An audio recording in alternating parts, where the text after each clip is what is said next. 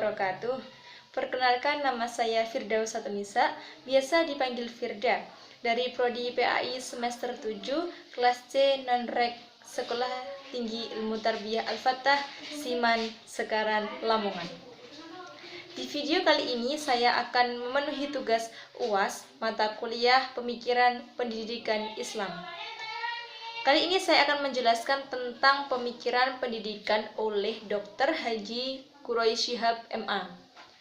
Nanti saya akan membahas sedikit tentang biografi beliau, gagasan dan pemikiran serta karya-karya yang telah beliau buat tentang pemikiran pendidikan.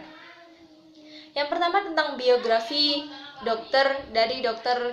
Haji Quraish Shihab MA. Nama lengkap beliau adalah Muhammad Quraish Shihab. Beliau lahir pada tanggal 16 Februari 1944 di Rapang, Kabupaten Sidenreng, Rapang, Sulawesi Selatan. Beliau berasal dari keluarga keturunan Arab Quraisy dan Bugis yang terpelajar. Nah, ayah beliau itu bernama Haji Abdurrahman Shihab, adalah seorang ulama dan guru besar yang ahli dalam bidang tafsir. Pendidikan formal Dr. Haji Quraish Shihab MA di Makassar mulai dari SD sampai dengan kelas 2 SMP. Pada tahun 1956, beliau diberangkatkan ke Kota Malang untuk nyantri di Pondok Pesantren Darul Hadis Al-Fiqhiyah. Nah, setelah beberapa tahun nyantri di pondok pesantren tersebut, selanjutnya Dr. Quraish Shihab beserta adiknya bernama Alwi Shihab itu dikirim oleh ayahnya untuk belajar untuk menuntut ilmu di Al-Azhar Kairo. Nah, pada tahun 1958 dan diterima di kelas 2 I'dadiyah atau disebut dengan kalau di Indonesia yaitu MTS ataupun SMP. Nah, setelah itu beliau melanjutkan studinya ke Universitas Al-Azhar pada Fakultas Usuluddin. Nah, beliau mengambil Fakultas Usuluddin tersebut, jurusan tafsir dan hadis. Dr. Quraish Shihab MA adalah seorang ahli tafsir yang pendidik.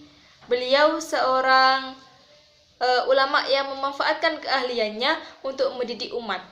Sikap dan kepribadian beliaulah yang patut untuk diteladani. Nah, itu sekilas sedikit tentang biografi dari Dr. Quraish Shihab MA. Yang kedua, sekarang kita bahas tentang selanjutnya, yakni tentang gagasan dan pemikiran Profesor Dr. Quraish Shihab MA. Yang pertama yaitu tujuan pendidikan yang merujuk pada Quran Surat Al-Jumu'ah ayat 2. Bismillahirrahmanirrahim. Huwallazi ba'atha fil ummiyina rasulan minhum yatlu 'alaihim ayatihi wa yuzakkihim wa yu'allimuhumul kitaba wal hikmata wa in kanu min qablu lafi dhalalin mubin. Nah, yang artinya dialah yang mengutus kepada kaum yang buta huruf seorang rasul di antara mereka, yang membacakan ayat-ayatnya kepada mereka, mensucikan mereka, dan mengajarkan mereka kitab-kitab dan hikmah atau as-sunnah. Dan sesungguhnya mereka sebelumnya benar-benar dalam kesesatan yang nyata. Nah, Dr. Quraish Shihab itu mencoba menghubungkan tujuan pendidikan dalam Al-Quran dengan tujuan pendidikan nasional. Menurutnya, tujuan pendidikan Islam itu bersifat universal, berlaku untuk seluruh bangsa dan umat di dunia. Hal ini sejalan ataupun sepemahaman dengan misi Al-Quran yang ditujukan untuk seluruh umat di alam semesta. Dan yang kedua adalah metode pendidikan. Nah, materi-materi pendidikan yang disajikan dalam Al-Quran hampir seluruhnya mengarah kepada jiwa, akal, dan raga manusia.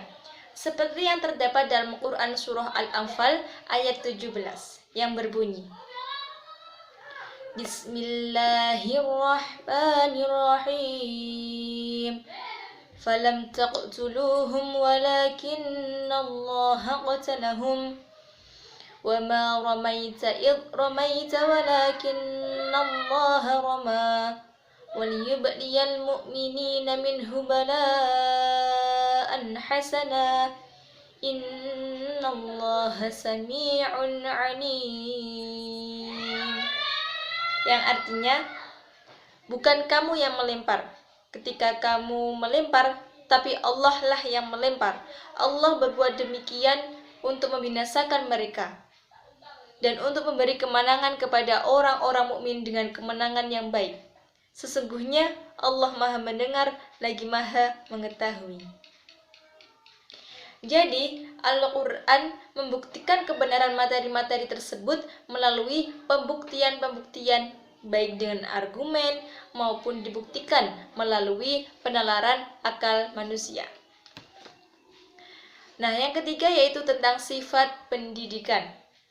Menurut Dr. Quraisy Shihab MA, sifat pendidikan dalam Al-Quran adalah Rabbani. Nah, yang ciri-cirinya sebagai berikut. Yang pertama, mengajarkan kitab Allah baik secara tertulis maupun yang tidak tertulis. Dan yang kedua yaitu mempelajarinya secara terus-menerus. Kita sebagai hamba Allah, sebagai manusia, sebagai umatnya Rasulullah harus mempelajari. Tidak hanya membaca saja, tapi juga harus mempelajari ataupun memahami isi kandungan Al-Quran. Pemikiran dan gagasan Dr. Quraisy Shihab MA menunjukkan bahwa di dalam Al-Quran terdapat ayat-ayat yang memiliki implikasi terhadap munculnya konsep pendidikan. Untuk itu, perlunya melakukan studi secara lebih mendalam tentang pendidikan dalam perspektif Al-Quran. Selanjutnya yaitu kekurangan dan kelebihan pemikiran pendidikan oleh Dr. Quraisy Shihab. Yang pertama, Dr. Quraisy Shihab itu masih menggunakan metode klasik. Itu artinya ketika menafsiri beliau masih menggunakan cara tradisional. Dan yang kedua, Dr. Quraisy Shihab mengambil pendapat dari beberapa ulama dari kitab-kitab yang terdahulu.